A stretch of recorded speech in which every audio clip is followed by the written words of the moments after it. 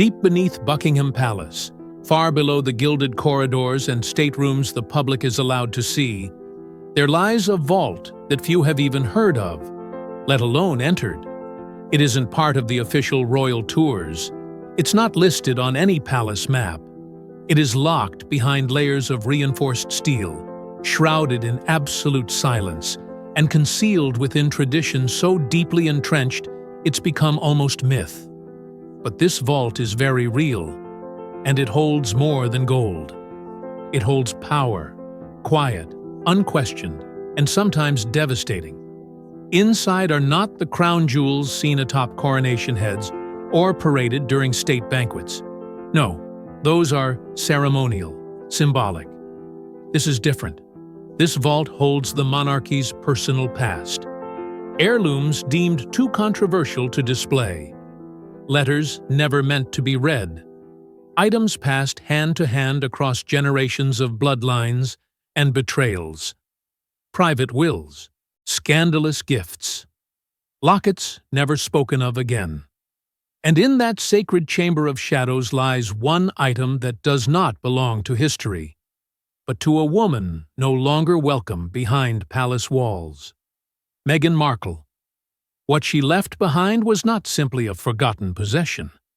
It was not carelessly misplaced during a chaotic move. It was deliberately sealed, placed in the vault, and never returned. No cameras recorded the moment it was locked away. No court circular acknowledged its existence. But whispers inside the palace speak of a single velvet box, small, impossibly old, containing something she received just before everything changed. Something dazzling, but also damning. And when Meghan tried to take it with her, she was stopped. Politely, officially, unmovably. The palace did not request it be left behind. They insisted. And Meghan, faced with the weight of centuries and silence, walked away. But not without consequence. Because this item, rumored to be a jewel, though no one will say exactly what, was never meant to be hers. Not in the eyes of the establishment. And yet, it had been given. Or was it planted? A test? A warning? Some call it the mirror jewel, a nickname whispered among royal aides for decades, an item always resurfacing in the hands of women who didn't quite fit. Women like Wallis, Margaret, Diana, and now Meghan. Each time it appeared, a scandal followed. Unlike the crown jewels, protected by the tower guards and cameras, this item is protected by something far more impenetrable. Protocol. The kind passed down not in writing, but in glances, in pauses, in traditions enforced not by law, but by legacy. Only the monarch has unrestricted access to the vault. Select advisors and the keeper of the privy purse may enter under supervision. But even senior royals must request permission. Meghan? She was never going to be granted a key. And she knew it. She reportedly asked, discreetly, through intermediaries, not once, but twice, after the funeral, after the coronation. Each time the response was the same. It is no longer available. A phrase so carefully chosen, it revealed everything and nothing. The message was clear. The vault had claimed it, and Meghan's connection to it had been erased. But the deeper question remains. Why? Why was this one item, among all her possessions, left behind in the most protected room in Britain? What was it about this jewel, if it even is a jewel, that the palace refused to let leave? And what did it mean to Meghan? Because those closest to her say it wasn't just sentimental. It was symbolic. A statement. A piece of a larger truth. One the crown would rather keep locked away. But to understand why Meghan would leave something behind in the most guarded room in Britain, we need to go back to the moment everything changed. It wasn't listed in any official records. No photographs, no press release. But on the eve of her wedding, Meghan received a gift from a royal hand, and it was unlike anything given before. Hidden beneath layers of velvet, this wasn't just a jewel, it was a warning. The hours before a royal wedding are supposed to be filled with ceremony and celebration. But in the quiet shadows of the palace, away from the photographers and floral arrangements, Meghan was handed a small box. It wasn't part of the scheduled gift exchange. No aides were present. There were no words, just a silent delivery, discreet and deliberate. And though nothing was said, the weight of what was inside spoke volumes. Inside the box, a brooch, antique, sharp in design, dark in origin. Some who saw it would later whisper that it once belonged to Wallis Simpson, the woman who nearly shattered the monarchy by falling in love with a king. Others insist it came from Princess Margaret's private stash, jewels inherited, then hidden away after she refused to let go of their scandalous history. Either way, it was no ordinary heirloom. It was a relic of rebellion.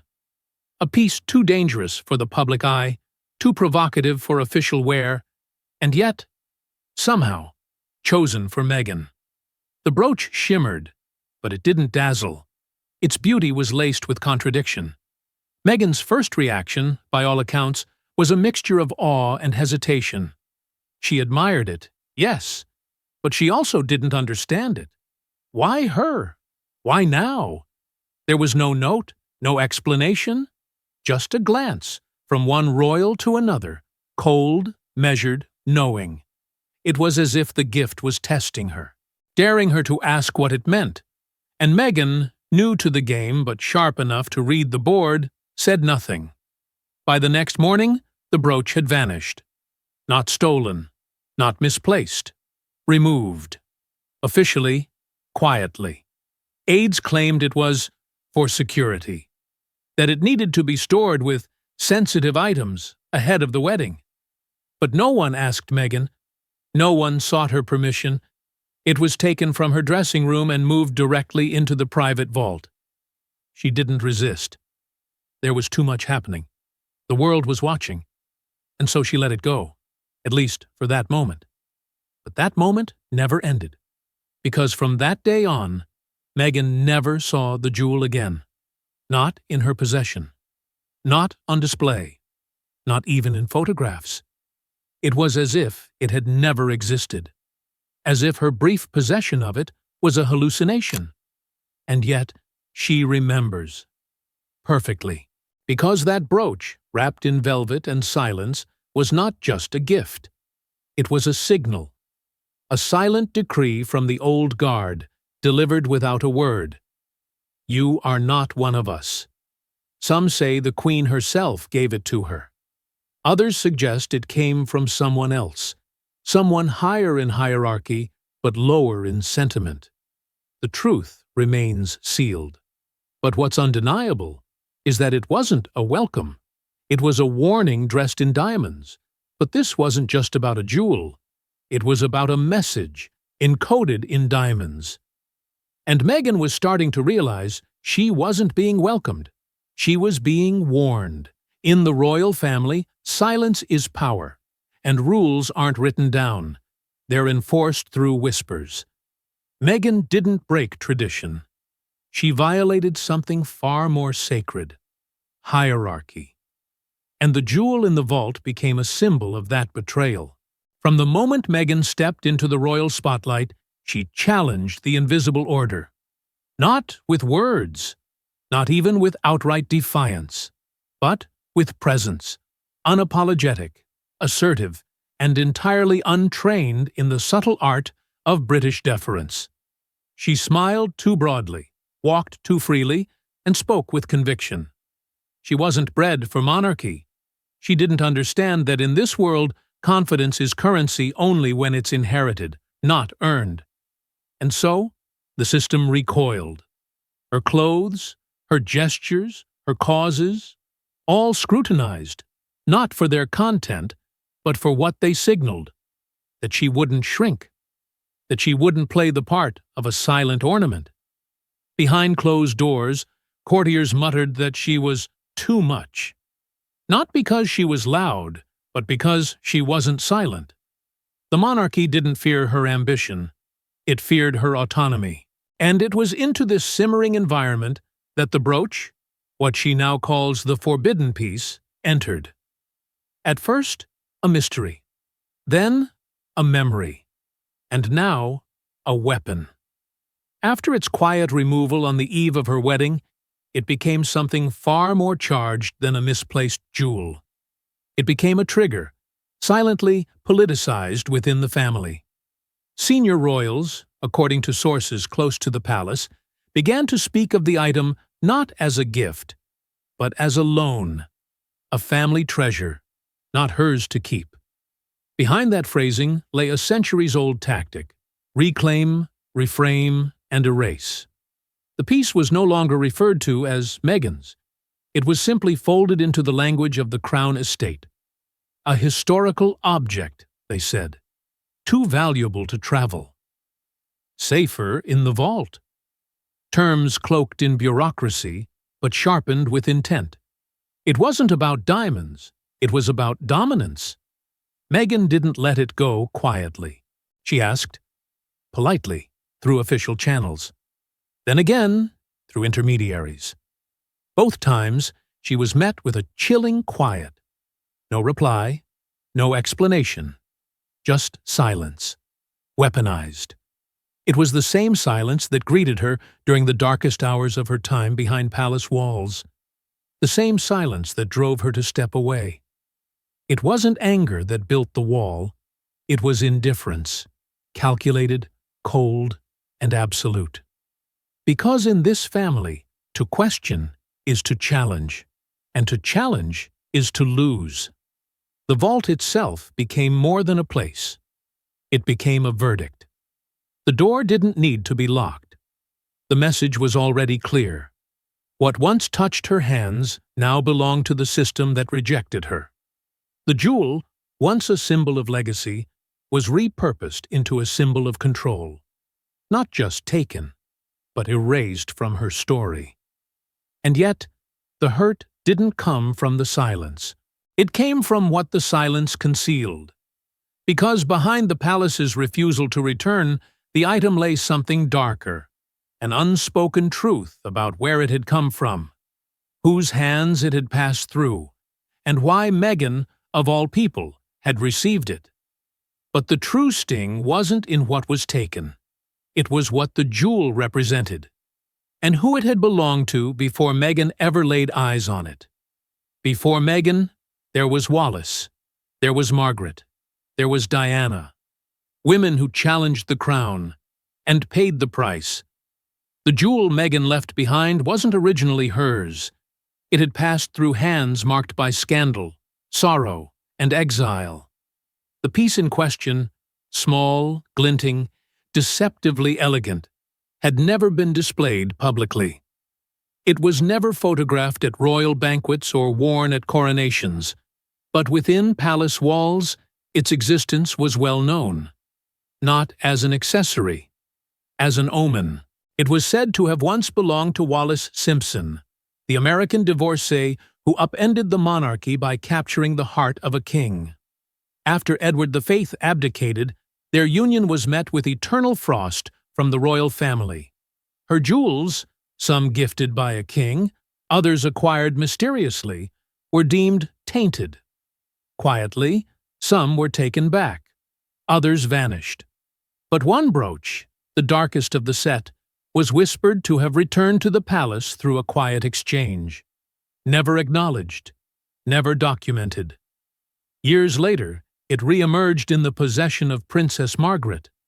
The Queen's sister, wild and wounded, had a flair for the forbidden. She too knew what it meant to fall in love with someone the crown would not accept. Her attachment to the brooch, sources claim, was obsessive. It reminded her of Wallis, of the penalties paid by women who dared to want more. But it also reminded her of herself, of the cost of loyalty, of the silence she'd swallowed.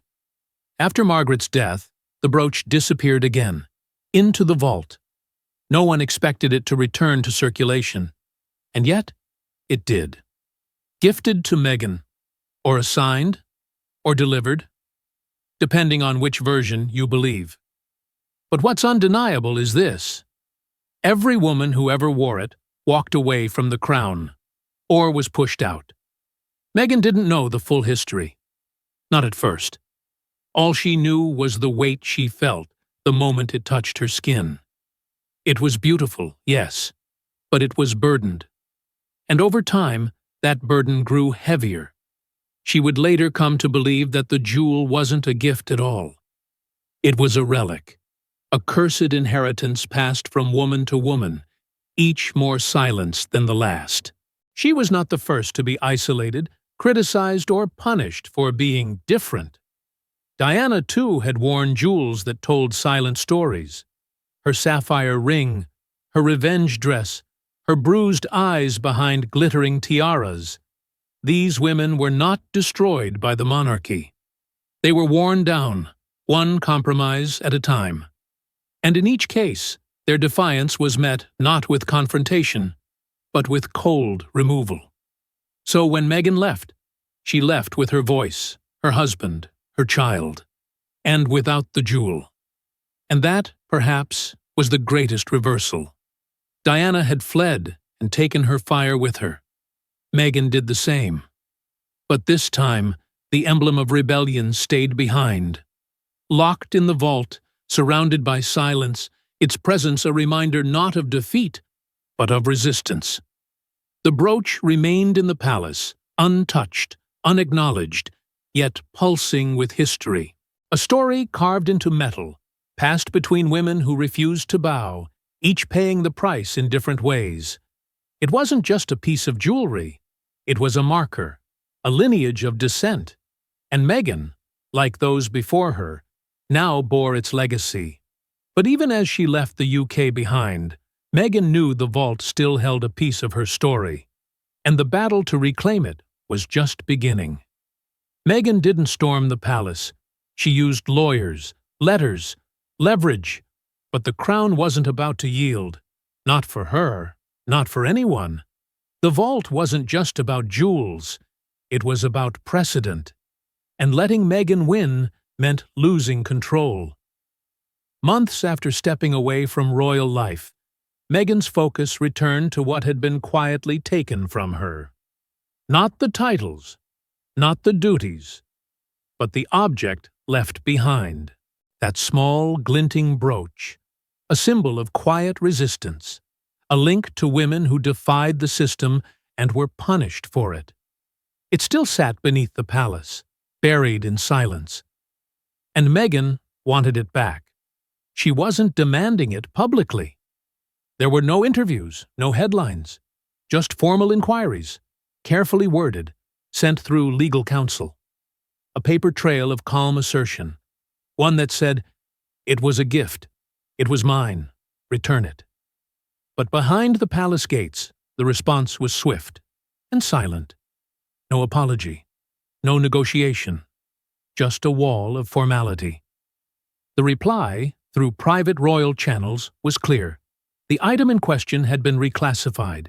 It was now considered part of the Crown estate, not personal property, not Meghan's. In the eyes of the institution, it belonged to history, not her. And that subtle shift in designation made all the difference. It removed the need for discussion. It locked the vault tighter. And it ensured that no precedent would be set by returning anything to someone who had walked away. Inside the palace, senior advisors were split, but cautious. There were quiet fears that returning the item, even privately, would appear as an admission of guilt, a confirmation that something had been taken without consent, and worse, a signal that Meghan had been wronged.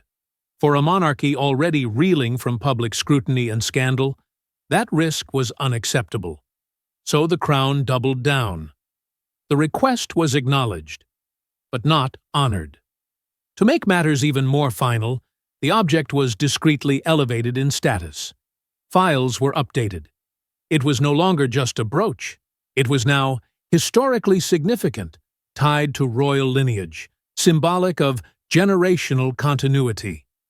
The move was strategic, brutally so, because by anchoring the item to the institution, the palace severed Meghan's claim with ruthless precision. She could protest, but she couldn't outmaneuver the apparatus of the crown. And in the middle of it all, a shifting dynamic. The Queen, who had once held the power to quietly settle matters of personal importance, was gone. Her absence created a void Meghan had not anticipated. While Elizabeth had maintained a regal neutrality, she'd also had a private code, one that occasionally bent the rules when dignity demanded it. But Charles, now king, had no such sentimentality. For him, this was a matter of discipline, of order. And Meghan's chapter, in his eyes, was closed. Still, the quiet campaign didn't end. Meghan's team persisted, calm, calculated, determined. But every door led to the same dead end. The vault remained closed, the brooch remained locked, and the message remained unchanged. It is not yours anymore. But while Meghan fought to regain what she lost, a storm was brewing in Montecito, one that threatened to expose what the vault truly contained. They say Meghan began writing again, privately. A memoir no publisher has seen. In its pages, hints of a jewel, a gift, a betrayal, and a decision she still regrets. But one dinner party leak changed everything, and suddenly London was listening again. For months, Montecito had remained quiet. Too quiet. The headlines faded. The photographers moved on. But behind the hedges and gates of Meghan's Californian refuge, something was brewing. Carefully, deliberately. Whispers began circulating among those closest to her inner circle. Meghan was writing. Not a sequel to her first memoir. Not a brand-polished autobiography. But something raw. Something unfiltered. A story she hadn't dared tell before. And at the center of it, a single item. An object she described only as the one thing they wouldn't let me take. The speculation reignited instantly. Friends who had remained silent began to drop fragments in conversation. Always off the record. Always just enough to provoke questions. At a small charity dinner in Santa Barbara, one guest repeated a phrase that would later appear in a dozen tabloids. There's something she left behind. Something they won't give back. That was all it took. A single sentence. A fuse lit. Back in London, the effect was immediate. Editors scrambled. Headlines multiplied. What did Meghan leave in the vault? Why won't the royal family return it? Theories exploded online. A necklace from Diana? A final note from the Queen?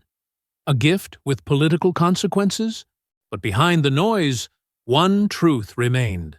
No one knew exactly what the item was, because no one had ever officially acknowledged it existed. And yet, Montecito was alive with activity.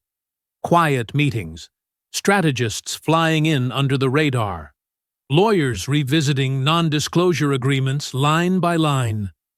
Meghan and Harry weren't plotting revenge, they were weighing options, because going public wouldn't just reopen old wounds, it would break an unspoken agreement, the boundary between exile and exposure.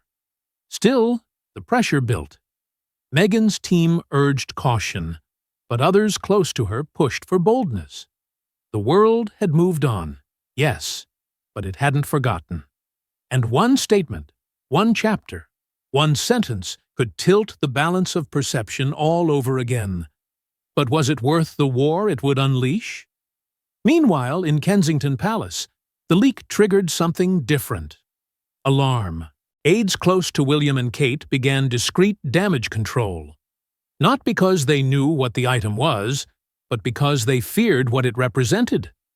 The vault, after all, was sacred. If Meghan turned it into a battlefield, the institution's silence would be exposed as a strategy, not a strength. and that terrified them. Behind the scenes, calls were made. Messages passed through trusted intermediaries.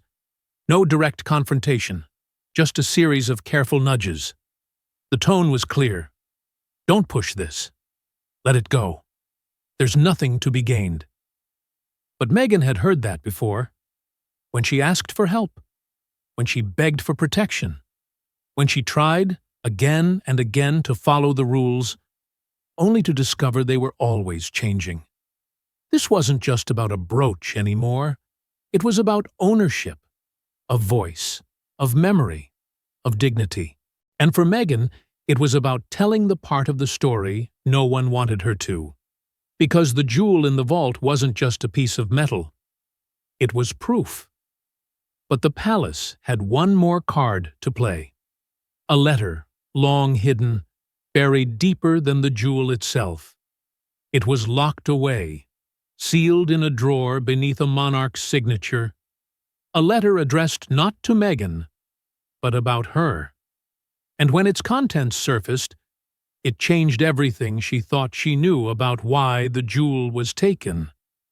The letter had been written quietly, in the final year of Queen Elizabeth's life. Not released, not filed in public records.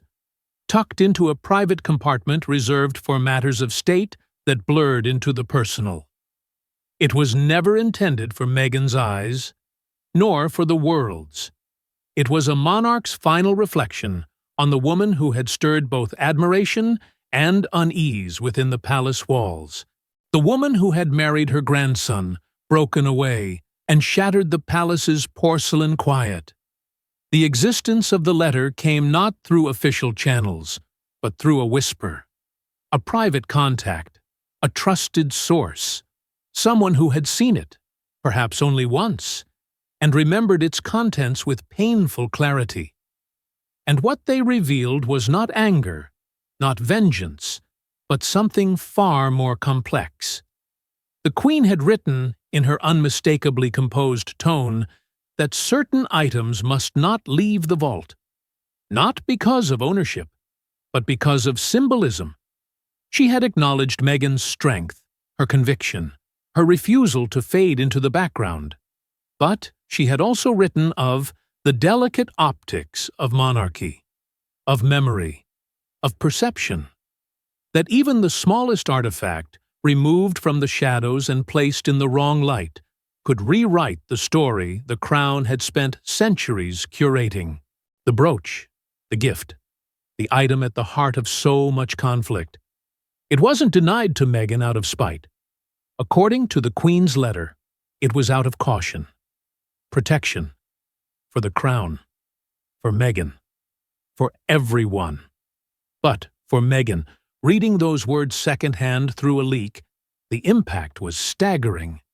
Because if the Queen had believed she was protecting her, why hadn't she told her? Why had the brooch been taken without warning, without explanation, and buried behind protocol? And more hauntingly, was this grace, or was it just another form of control? It was a quiet devastation, to be spoken of, but not spoken to be praised and withheld from in the same breath. It mirrored everything Meghan had experienced in that institution. Admiration laced with anxiety, welcome dressed in conditions. The letter didn't close a chapter. It tore it open, because now she wasn't sure if she'd been punished or preserved. And yet there was something oddly final in those lines, as if the Queen had tried to stitch up a wound that was never hers to heal. A monarch's effort to maintain dignity while everything around her bent and shifted. Perhaps, in her own way, she was trying to offer Meghan protection from the very history that had destroyed so many women before her. Or perhaps it was just a gentle rejection, wrapped in royal polish. But even the Queen's letter couldn't unlock the vault. But someone else might. She was never meant to intervene. But Catherine, now Princess of Wales, quietly asked to see the item. Not to return it, but to decide its fate. What she saw, and what she chose to do next, stunned even the most loyal courtiers. For weeks, the tension surrounding the vault had been rising. Meghan's leaked writing, the Queen's sealed letter, the growing storm of speculation, none of it could be ignored anymore. And in the middle of it all, one woman moved without announcement. Catherine. Composed, strategic, and unwaveringly loyal to the crown. But also, privately, someone who understood the power of symbolism, the pain of silence, and the complexities of womanhood in the palace. It wasn't duty that compelled her to act.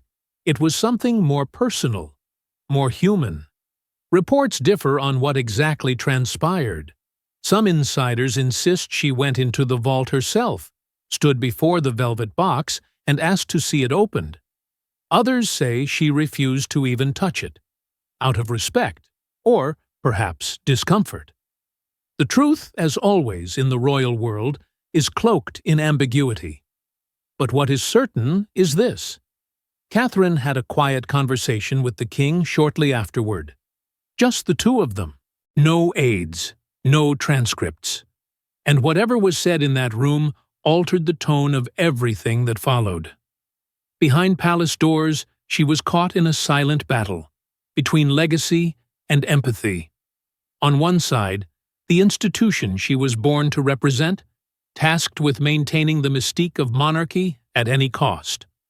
On the other, a woman once called sister, now cast out, yet still undeniably tethered to them all. Catherine understood the stakes. Returning the jewel would be seen as a crack in the armor. But burying it forever would be a different kind of cruelty. In the end, she chose neither. She chose delay. The item, she declared in closed-door discussions, would remain sealed, for now. No fanfare, no statements, just a quiet verdict of postponement. It wasn't a win, but it wasn't a dismissal either. And that ambiguity sent a subtle shock through the royal ranks, because Catherine's word now carried weight, and she hadn't shut the door completely. Then came the coat, a public appearance weeks later, a royal engagement in Windsor. Catherine stepped out in a deep emerald green ensemble, adorned with a single obscure brooch, one that hadn't been seen in decades. It wasn't the piece, palace insiders insisted, but those who knew the language of royal wardrobe understood. This was no accident. It was a message, a signal, whispered through silk and sparkle. Not of rebellion, but of recognition. To the public it was just another outfit, but to those watching closely, it was something else entirely. A flicker of solidarity, hidden beneath protocol. Meghan may never hear Catherine speak the words out loud, but in that moment, it seemed clear. She wasn't entirely alone. The vault remains shut. The jewel remains untouched. But Meghan's story didn't end with rejection. It ignited something far more enduring. The vault hasn't opened. The jewel hasn't moved. But its meaning echoes louder than ever. What Meghan left behind isn't just a piece of jewelry. It's a question of power, of womanhood, of who gets to own their story in a monarchy built on silence. In the end, it wasn't about diamonds. It never was.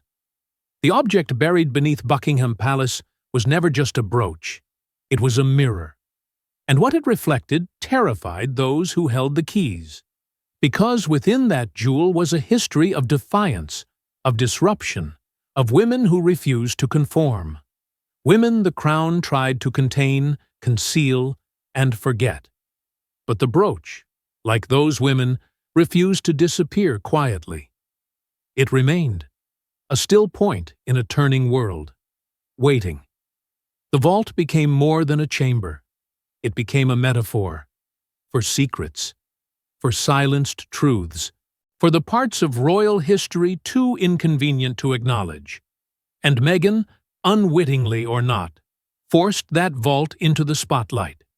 By asking for what was hers, by not forgetting, by remembering the box that vanished, the gift with no card, the jewel she held for mere moments, and then lost forever. What she ignited was bigger than one request. She forced the monarchy to confront its oldest trick: omission, not confrontation, not denial. Just the quiet, clinical erasure of stories that don't serve the crown. And yet, this time, it didn't work. Because Meghan refused to let the silence settle. Her questions, her voice, her persistence cracked the facade. She didn't win the jewel, but she broke the spell around it. The public became part of the story. Millions speculated, dissected, remembered. They weren't just curious about what was in the vault. They were furious about why it mattered. Why had this object been given, then reclaimed? Why was it wrapped in secrecy rather than celebration? Why, in an age of openness, was the monarchy still so fluent in secrecy? The answer was as old as the crown itself: control. The brooch was a symbol. If Meghan could reclaim it, she reclaimed part of the narrative, part of the power, and for a system that survives by defining who belongs, who speaks, and who fades, that was unacceptable. So they sealed the vault, but the conversation had already escaped. In interviews, headlines, books, and whispers, the brooch lives on, not as a fashion statement, as a question that refuses to be buried.